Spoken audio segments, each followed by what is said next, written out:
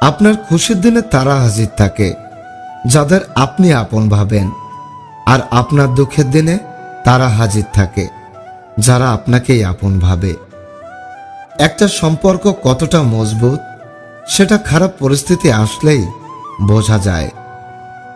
যদি চলেই যাবে, বিধ্বস্ত কাউকে স্বপ্ন দেখানোর কি প্রয়োজন ছিল? তবে নিজের উন্নতিতে এতটাই সময় দাও যে অন্যের বদনাম করার জন্য তোমার কাছে সময় না থাকে।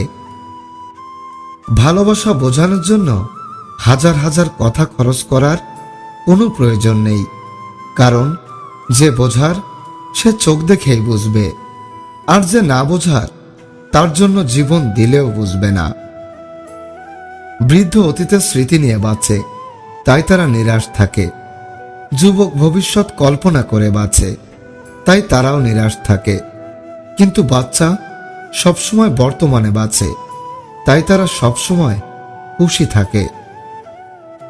কাউকে মেরে ফেলতে চান?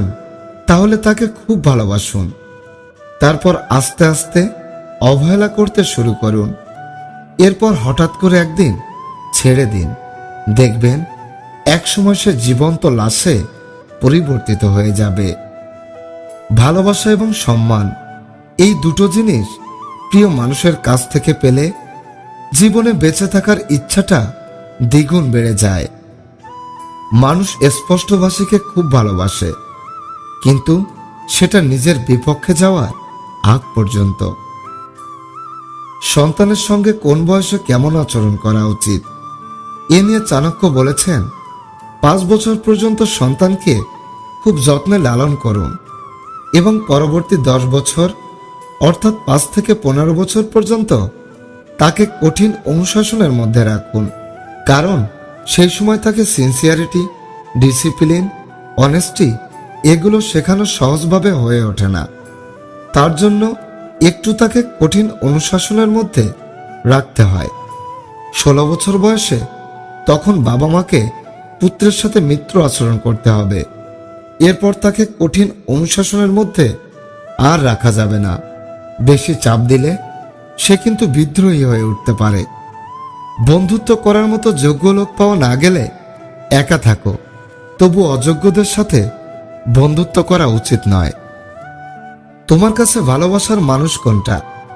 আমার কাছে ভালোবাসার মানুষ বলতে সেই যে মানুষটার শূন্যতা হাজার মানুষকে দিয়ে পূরণ করা যায় না। কিছু কিছু ক্ষেত্রে স্বাধীনতা অনেক ভয়ঙ্কর, আর মেয়েরা শুধু স্বাধীনতা খোঁজে। সব জায়গায় স্বাধীনতা খুঁজতে হয় না। যে কাজ তুমি নিজে করো না বা করতে পারো না, তা অন্যকে উপদেশ দিও না।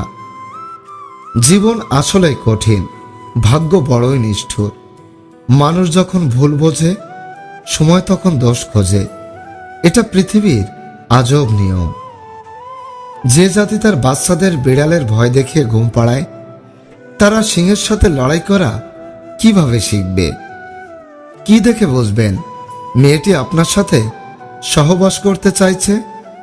যখন কোনো মেয়ে আপনার সাথে সহবাসের আগ্রহ দেখাবে, তখন সে মেয়েটি আপনার কোনো কথার বিরুদ্ধে যাবে না। তার চোখে মুখে আচরণে আপনার জন্য আলাদা একটা শারীরিক উত্তেজনা কাজ করবে, যেটা তার আচরণেই সে আপনাকে বুঝিয়ে দেবে।